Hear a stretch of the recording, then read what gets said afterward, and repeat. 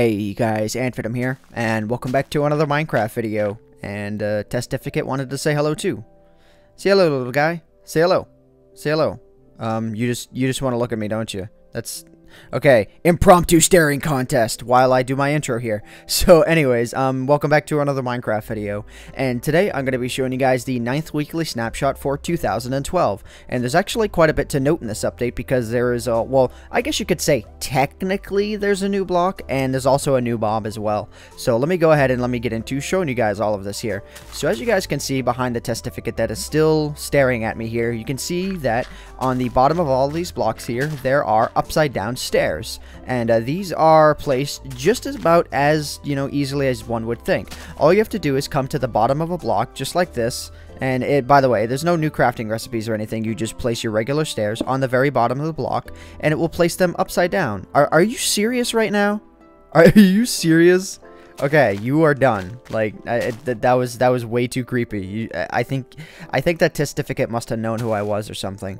But, yeah, anyways, so next thing I want to show you is that torches and redstone torches can be placed on top of glass, but weirdly enough, they can't be placed on the sides of the block. I can't imagine why that is, but, that's how it's going to be, I guess. And I tested it out with the glowstone as well, and you can't place it on top of glowstone or anything like that.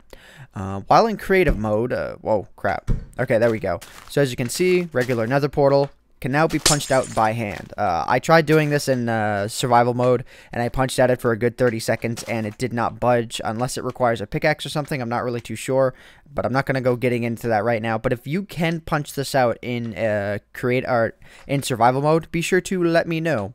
But anyways, now moving on to the cream de la crop of this. Actually, before I do that, let me go ahead and let me flip myself over to adventure mode here, and let the slime attack me.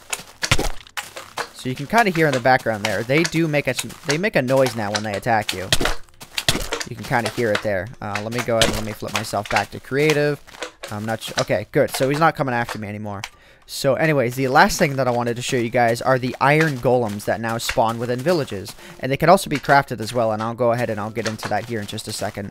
But you might have seen, there we go. Okay, right at the beginning of the video, I actually had one of these guys in my background. And this is what they look like. Very, very interesting, very ancient looking. And what these guys serve to do is defend the villagers during the nighttime from the zombie siege attacks. So why don't we go ahead and just, instead of explaining it, I will show you guys. It's actually turning nighttime here, but just to expedite the process, I will make it midnight so that they will all head into the same 3x3 house, because that's what they do, because they're awesome like that. Okay, get out of the way. There you go. They need to get a little bit smarter with their door opening skills. So anyway, so now that the nighttime has come, all we have to do is just kind of wait around for zombies, or if you don't like waiting, just spawn a whole bunch of them. There we go. And I think I have my sounds up way too loud. Let me go ahead and let me fix that issue. There we go. So as you can see, there are all kinds of zombies going after these villagers. And the iron golem goes for the one that is in the well. Really? Okay, let me go ahead and let me show you guys how to spawn the iron golems. So if you want to spawn them, all you have to do is you have to take a couple of iron blocks, arrange them just like this, and then put a bucket on top. There we go. Iron golem. Really? Like, I'm doing a demonstration and... Oh, okay, there we go. He was going after the one that was at a distance. That was kind of weird.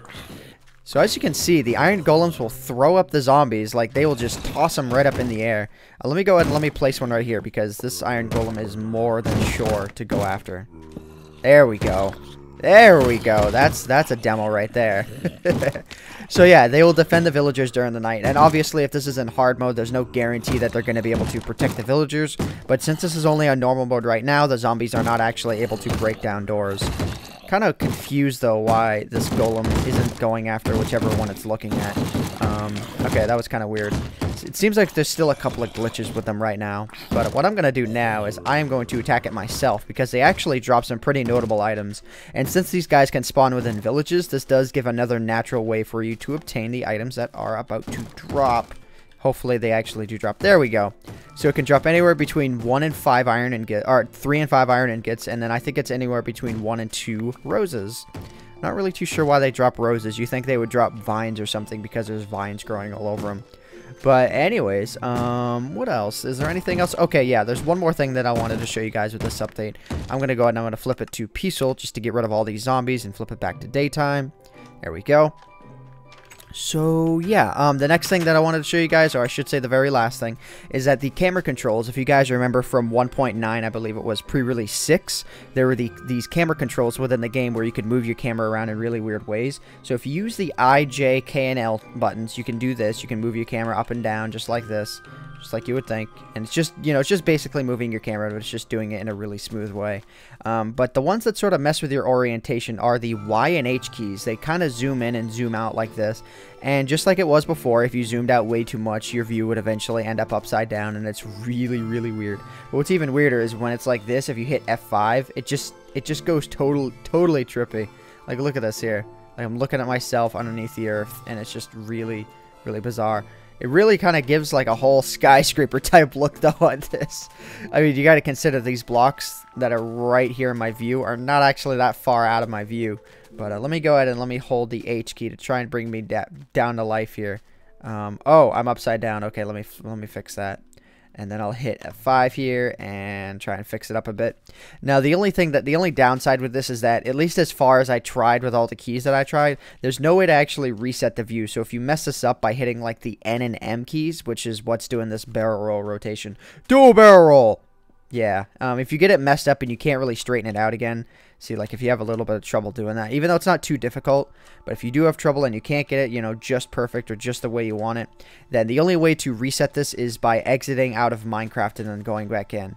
So yeah, and by the way, it's kind of weird, but if I go ahead and let me go upside down here. If I go to a different map, the fact that I'm upside down remains persistent from map to map, so you do actually have to exit out of Minecraft in order to take full effect of this. A few other notable things as well is that, oh, let me go ahead and let me check here.